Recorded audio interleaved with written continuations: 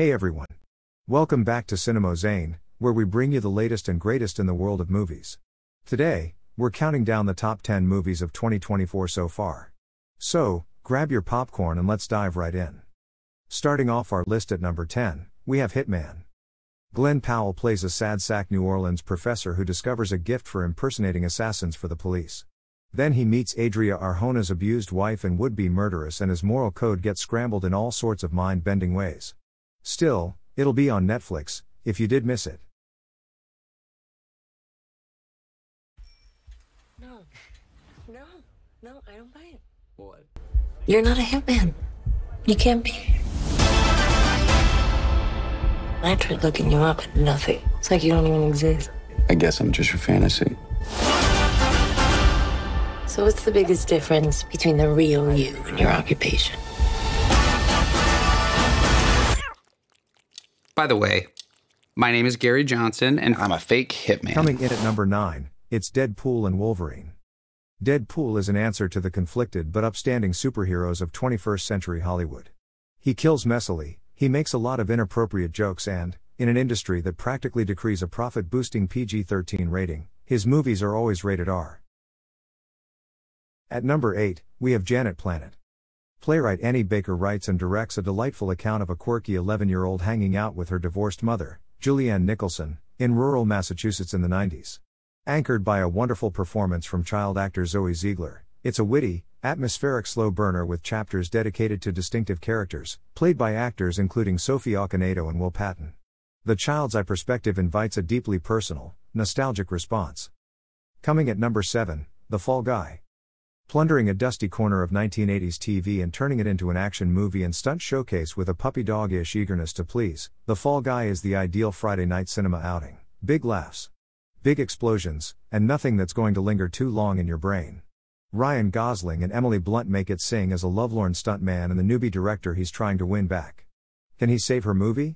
Would it be better if he didn't because it looks really terrible? Turn off your brain and enjoy the silliness. In 3, 2, 1, action.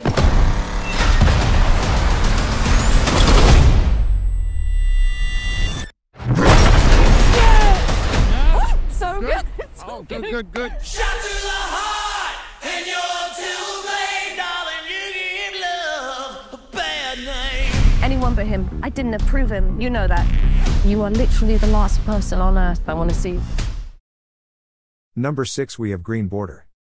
At a time when refugees are vilified by populists, Agnieszka Holland delivers the perfect rebuttal to that nasty, inhumane mode of thinking. Green Border is a tough watch as it follows a small band of Syrians, Africans and Afghans shunted back and forth between Belarus and Poland, human chess pieces in European politics who are left to suffer in the freezing forests of Eastern Europe. But there's hope here, too, in the younger Europeans who reject the barbarity of their elders, and in the richly drawn migrants themselves, some of whom are played by actual refugees. It's a bleak but brilliant piece of humanist filmmaking. At number 5, Civil War. A blunt, gut-twisting work of speculative fiction, Civil War opens with the United States at war with itself, literally, not just rhetorically. In Washington, D.C., the president is holed up in the White House. In a spookily depopulated New York, desperate people wait for water rations.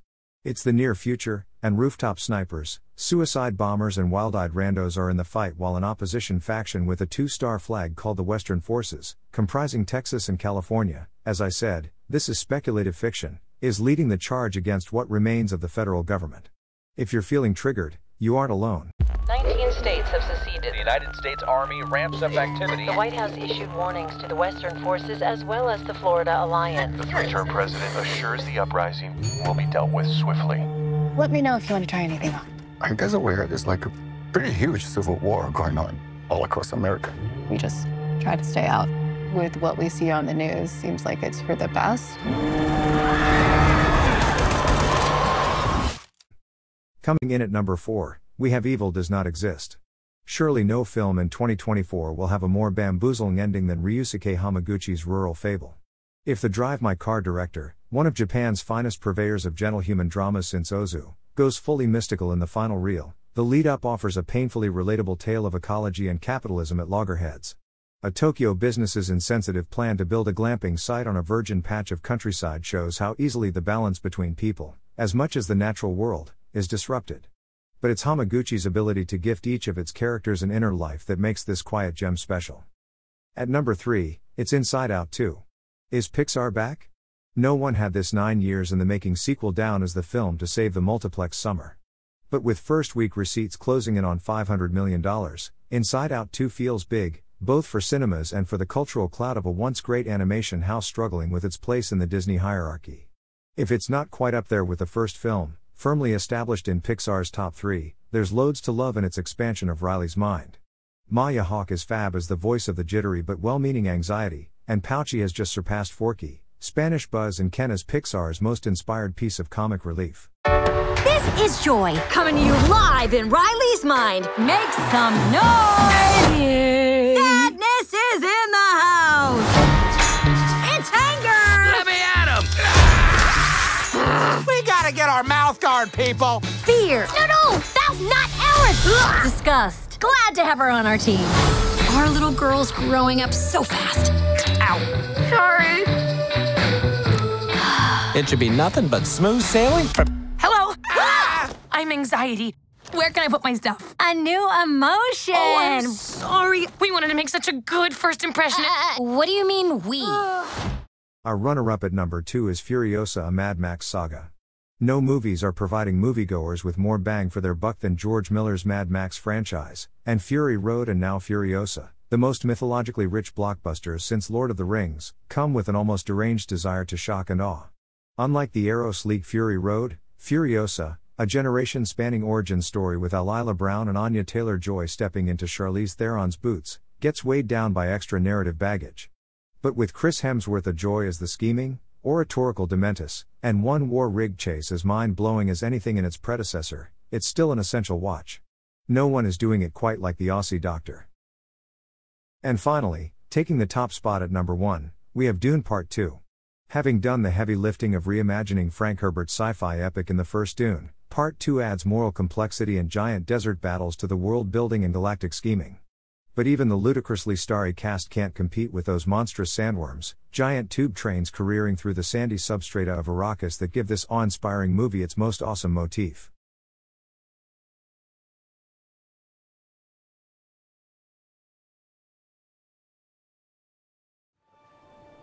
It's breathtaking.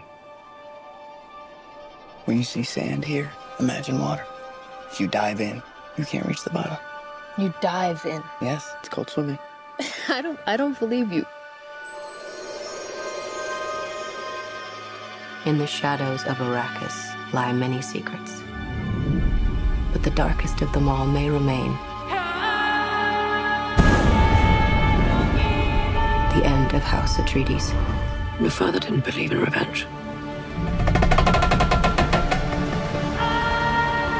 What if Paul Atreides were still alive? Before we wrap up, let's take a moment to acknowledge some honorable mentions that didn't quite make the top 10, but are still worth watching. Monkey Man, sometimes you have to take the law into your own hands. Dev Patel does that on both sides of the camera in a non-stop revenge thriller that somehow adds a splash more violence to the John Wick formula. Four Daughters? Any film that draws comparisons with Abbas Kiarostami is automatically a grabber. Tunisian director Kader Ben Hania's Metadoc has an Oscar nomination to its name too.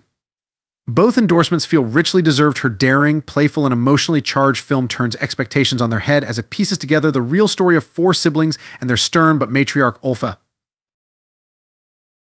Monster.Japanese master Hirokazu Koreeda's humane lens is applied to another intimate but universal parable of lives in flux and embroidered with a gentle score by the late, great Ryuichi Sakamoto. Actually, it's several lenses because Monster takes a turn for the Rashomon when it reframes its story of a supposedly abusive teacher, struggling pupil Minato Soya Kurokawa, and his anxious single mom from different angles, each non-judgmental but increasingly naughty. The Goat Life. Survival dramas always find resonance with the audience, and the recent super hit Malayalam film, Manjummal Boys, also proved this. Right on its heels comes another South Indian survival drama, Adajivatham or The Goat Life, starring Prithviraj Sukumaran. Interestingly, while both these films are based on real life, they are different in almost every other aspect. The Goat Life directed by Blessy, is adapted from writer Benjamin's novel The Goat Days, which narrates the story of Malayali immigrant Najib Muhammad. And there you have it, folks. Our top 10 movies of 2024 so far. Which ones have you seen? Let us know in the comments below. And don't forget to share and subscribe for more awesome content. Thanks for watching, and we'll see you next time.